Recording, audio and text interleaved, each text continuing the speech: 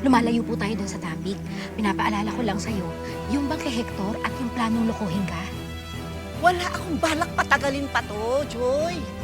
Buhay ko to. Kahit anong gawin na sa buhay ko, wala kayong pakialam. Mamalasakit lang naman kami sa iyo eh. Wow! Ang linis! Ang bait! Ang plastic! Aray! Ow! Plastic! Plastic!